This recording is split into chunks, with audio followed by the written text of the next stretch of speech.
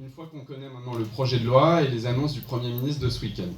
Parce que mon sentiment, c'est que depuis le début de ce processus de réforme, on passe son temps à attirer l'attention sur des points qui sont des points techniques, que les gens ne comprennent pas, alors que les enjeux sont éminemment politiques, assez simples à comprendre, et que c'est de ça qu'on devrait parler. Les deux enjeux immédiats, alors je rejoins tout ce qu'a dit Dominique sur les aspects d'architecture du système, mais il y a deux enjeux qu'on peut pointer immédiatement. Il y a, est-ce qu'on fait une nouvelle réforme des retraites avec des mesures d'économie pour les personnes qui sont à 5 ans de la retraite ou plus, enfin les personnes nées à partir de 1960, ça c'est le premier enjeu. Est-ce qu'on baisse les retraites à partir de 2022 par rapport à la législation actuelle? Et deuxième enjeu, est-ce qu'on change de régime en passant dans un système à cotisation définie et qui va faire, comme c'est la règle en Europe, de la retraite publique un premier étage? Il faut savoir qu'en France, l'essentiel des retraités vivent que de leur retraite. La plupart sont propriétaires, mais leur seul revenu, c'est leur retraite, sauf en gros les retraités riches, le top 10, qui peut avoir un peu d'épargne de côté. Et donc, en France, on a fait le choix de tout mettre dans le système par répartition, avec différents étages, différents régimes. Ce qui est prévu, ce qui est organisé par la réforme, c'est que cet étage public se dégonfle pour devenir un premier étage qui ne permet pas de maintenir son niveau de vie quand on part à la retraite, et que celles et ceux qui peuvent doivent compléter. Compléter comment? De l'assurance vie, de la spéculation immobilière, ou de la retraite par capitalisation, et ça, Céline en parle. Donc ça, c'est deux gros enjeux qui sont devant nous. Maintenant, qu'est-ce qu'il y a dans le projet de loi et qui va exactement dans ce sens? Au début, on pensait que passer dans un système... Donc vous avez deux types de systèmes. Un système à prestations définies, c'est le système dans lequel on est aujourd'hui. C'est un système dans lequel la loi inscrit le calcul des prestations. Donc le droit garantit le niveau des droits sociaux.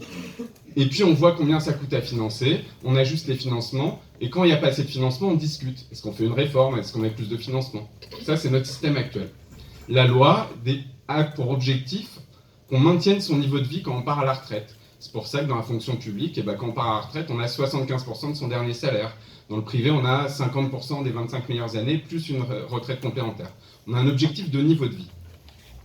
Un système à cotisation définie, son objectif premier, c'est l'équilibre financier du système. C'est pas de déficit. L'objectif de niveau de vie, il disparaît, il est subordonné à ça.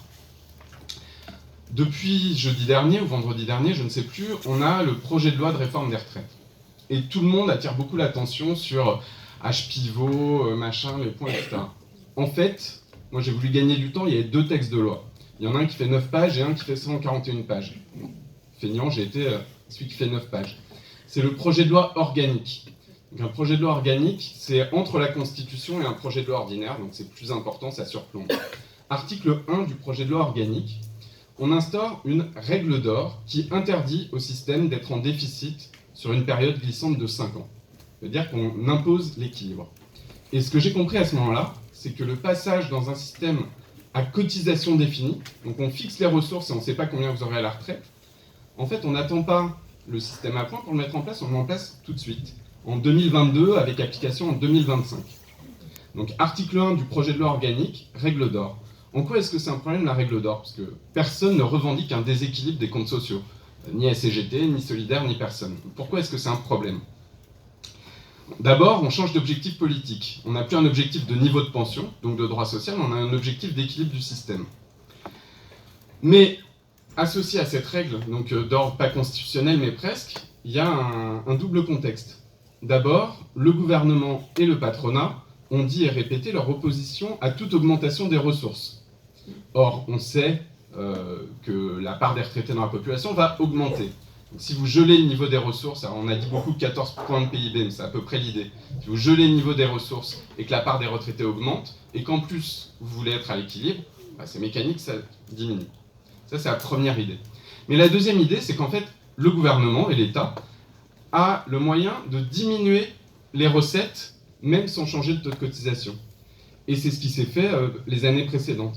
Aujourd'hui, le gouvernement pointe un déficit de 12 milliards d'euros, un déficit comptable. On peut dire qu'il existe, c'est l'écart entre les recettes et les dépenses. D'où vient ce déficit?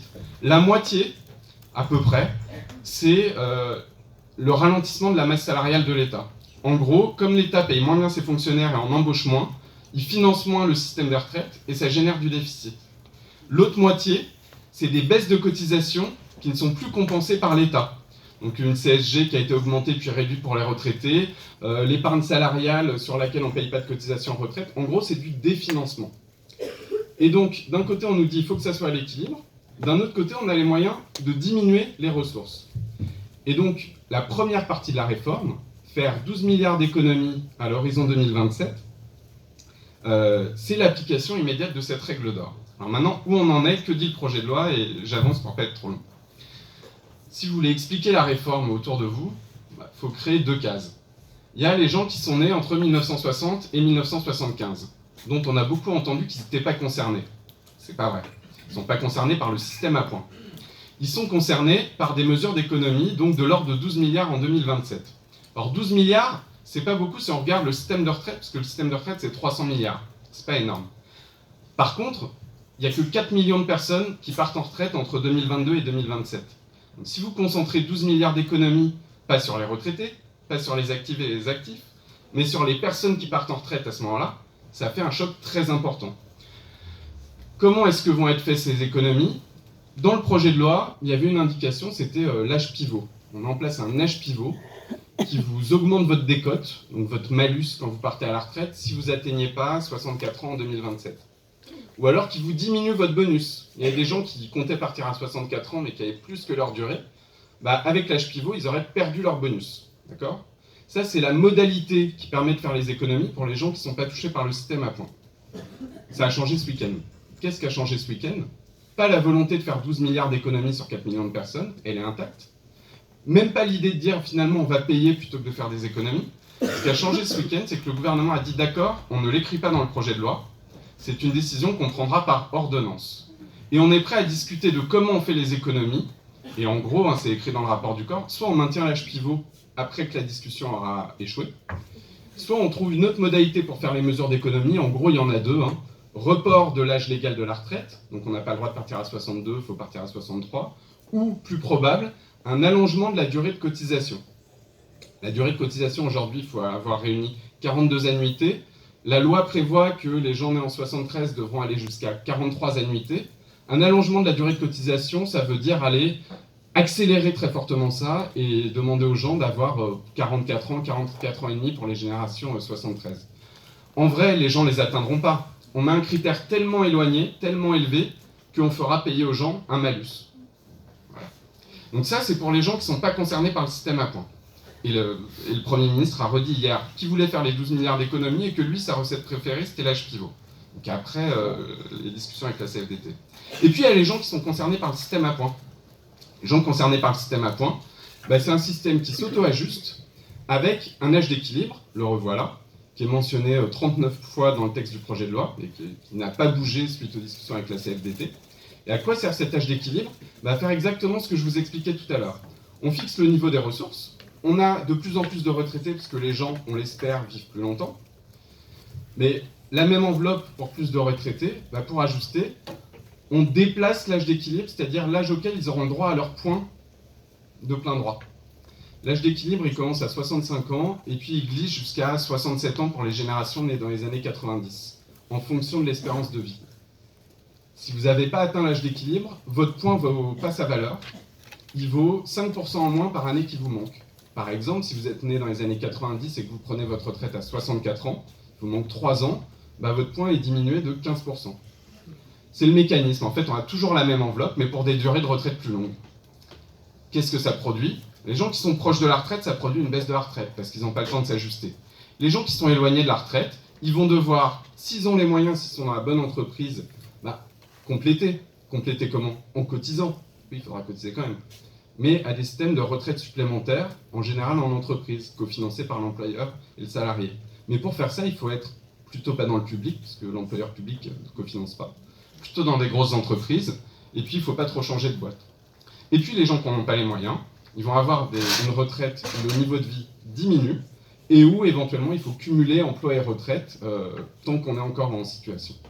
Donc voilà où on en est, et puis puisqu'il me reste un quart de seconde, je voudrais quand même saluer et remercier très fortement les mouvements de grève, notamment à la RATP et à la SNCF, parce que si on a le temps de parler de ça, si on a le temps de mettre ça sur la table, si même les économistes qui sont à l'origine de la réforme commencent à dire « moi je ne reconnais plus ma réforme », même qu'on peut avoir des désaccords, c'est pas parce qu'on a eu un grand débat très approfondi, hein. C'est parce que ça fait un mois qu'il y a une grève qui a créé ce temps du débat et qui permet qu'on s'y penche. Pour moi, les débats ne sont pas finis. Très sincèrement, on peut avoir des positions différentes. Je pense que ce qu'a obtenu la CFDT, c'est entre pas grand-chose et rien du tout. Et que si ça a été obtenu, c'est très certainement le rapport de force qui a commencé à être construit. Voilà.